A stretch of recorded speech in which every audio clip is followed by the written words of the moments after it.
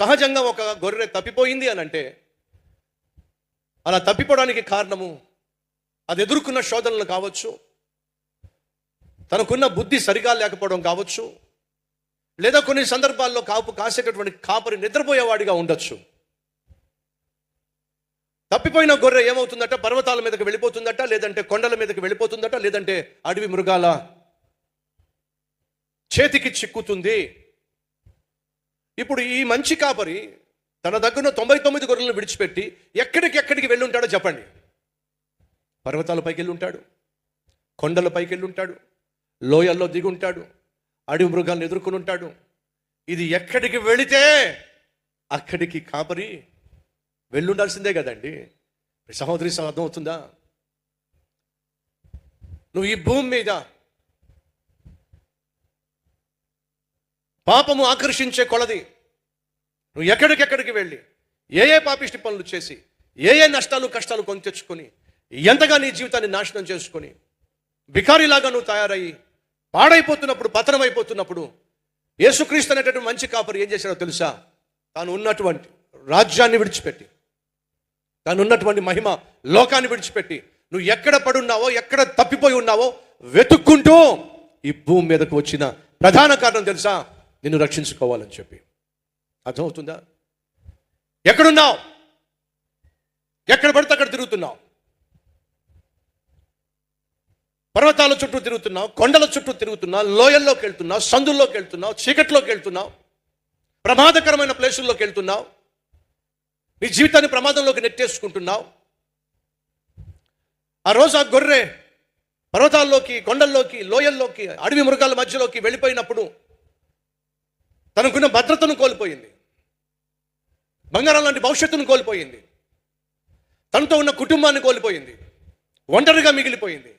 ఏ అడవి మృగము దాని మీద దౌర్జన్యం చేసి ఉండొచ్చో, పారిపోయి తప్పిపోయి కొండల మీద నుంచో రాళ్ళ మీద నుంచో తప్పించుకునే ప్రయత్నంలో ముందుకు పడిపోయి గాయాలు పాలైపోయి బలహీనమైపోయి బిక్కుమంటూ ఎక్కడో ఒక చోట ఇరుక్కుపోయి ఆ గొర్రె ఉండుండొచ్చు. కానీ ఆ గొర్రెను ప్రేమించినటువంటి కాపరి ఏం చేశాడో తెలుసా అండి? మొత్తం వెతికాడండి. ఆ కొండలు ఎక్కాడండి, దొరకలా. మరో కొండ ఎక్కాడండి, దొరకలా. ఇంకొక పర్వతం ఎక్కాడండి, దొరకలా. లోయల్లోకి వెళ్ళాడండి, దొరకలా. ఇక దొరకట్లేదు అని చెప్పేసి వదిలేసి వెళ్ళిపోయాడా? వదిలేసి వెళ్ళలేదండి. యేసుక్రీస్తు ఈ లోకంలో నన్ను రక్షించడానికి ఈ లోకంలో జన్మిస్తే కనీసం సత్రంలో కూడా ఆయనకు చోటు ఇవ్వలేదండి పుట్టడానికి. ఎక్కడ? సత్రంలో కూడా చోటు ఇవ్వలేదండి. ఆఖరికి పశువులు జాలిపడినాయి. పశువుల శాలలో యేసయ్య జన్మించాడండి. యేసయ్య కోపం రావాలిగా. నశించిపోతున్న మనిషిని రక్షించడానికి నేను భూలోకంలో జన్మించడానికి వస్తే కనీసం నాకే చోటు ఇవ్వలేదే ఈ పాపిష్టి మనిషే అని చెప్పి వెళ్ళిపోయాడా? లేదే. నన్ను రక్షించే ప్రక్రియలో తండ్రి ఇచ్చిన పరిచర్యను ప్రారంభించి పరిచర్య చేస్తూ దేవుని రాజ్యమును కూర్చిన ప్రసంగములు చేస్తూ ప్రజలను బాగు చేస్తూ వెళుతుంటే ఎంతమంది నిందించారో, ఎంతమంది ద్వేషించారో, ఎంతమంది విమర్శించారో. ఆఖరికి ఆయన చేసే ప్రసంగాలను విమర్శించడమే కాకుండా ఎంతగా ద్వేషించారంటే రాళ్ళు తీసుకుని యేసయ్యను కొట్టాలని ప్రయత్నం చేశారట. ఒరే, మిమ్మల్ని అందరినీ రక్షిస్తాను నేను వస్తే మీరు నన్నే కొట్టే అంత గొప్పళ్ళు అయ్యారా? మీరు చావండ్రా, మీరు చావేదో. వెళ్ళిపోయాడండి, వెళ్ళలా. అన్నాడు యేసుక్రీస్తును వాస్తవంగా ఆటంకపరిచింది ఎవరో తెలుసా అండి? సేవకులు. ధర్మశాస్త్రాన్ని బోధించిన వాళ్ళు సేవకులు కాదు. ధర్మశాస్త్రాన్ని ప్రజలకు ప్రసంగించిన పరిసయ్యులు కాదు. ధర్మశాస్త్రాన్ని ప్రజలకు నేర్పిస్తామన్న శాస్త్రులు కాదు. దేవునికి మనిషికి మధ్యవర్తులుగా మేము ఉన్నామన్నటువంటి ప్రధాన యాజకులు కాదు.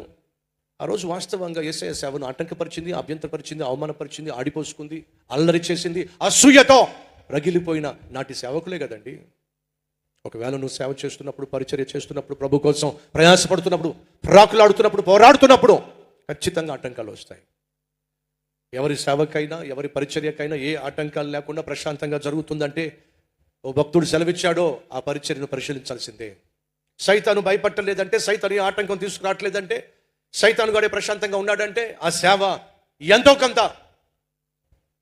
సైతానును భయపెట్టే సేవ కాదు కాబట్టి, సైతానుకు అభ్యంతరం కలిగించే సేవ కాదు కాబట్టి, సైతాను దాని జోలికి వెళ్తలేదు కాబట్టి ఆ సేవకుడు తను పరిశీలించుకుంటే మంచిది అని చెప్పన్నాడు ఒక భక్తుడు. యేసుక్రీస్తు నిన్ను నన్ను రక్షించే ప్రక్రియలో ఈ లోకానికి వచ్చినప్పుడు ఆయన చాలా పోరాడాల్సి వచ్చిందండి, చాలా ప్రయాసపడాల్సి వచ్చిందండి, చాలా మాటలు పడాల్సి వచ్చిందండి, అవమానాలు గుండా వెళ్ళాల్సి వచ్చిందండి. అయినా సరే మధ్యలో మనల్ని విడిచిపెట్టి వెళ్ళిపోవాలా. అన్యాయపు తీర్పు తీర్చారు. తన శిష్యుడే 30 వెండి నాణ్యాలు కేసైనా అమ్మేశాడు, ముద్దు పెట్టి మరీ అమ్మేశాడు, భరించాడండి. ప్రాణమైనా ఇస్తామన్న శిష్యులే యేసును బంధిస్తే ఒంటరిని చేసి పారిపోయారండి, అయినా భరించాడు. నీకోసం ప్రాణం ఇస్తాను ప్రభు అన్న పేతురేమో అసలు యేసు ఎవరో నాకు తెలీదు అని చెప్పి 3 సార్లు అబద్ధం చెప్పేశాడు, అయినా భరించాడండి. ముఖం మీద ఒక గుడ్డ కప్పి ముఖం మీద గుద్దే నువ్వు ప్రవక్త అని చెప్పావు కదా, ప్రవచించి ఎవడు గుద్దాడో అయినా సహించాడు. ముఖం మీద ఉమ్మి వేశారండి, ఆయన గడ్డం పట్టుకుని పీకారండి. తల మీద ముళ్ళ కిరీటం పెట్టారండి, బరువైన సిలువను మోయించారండి, హేళన చేశారండి, సిలువ వేశారండి. అయినా సరే యేసుక్రీస్తు నిన్ను నన్ను వెతుక్కుంటూ వచ్చిన కారణాన వీటన్నిటినీ సహించాడండి. నువ్వు దైవ కుమారుడు అయితే నిన్ను నీవు రక్షించుకో, మమ్మల్ని రక్షించు అన్నాడు ఒక దొంగ.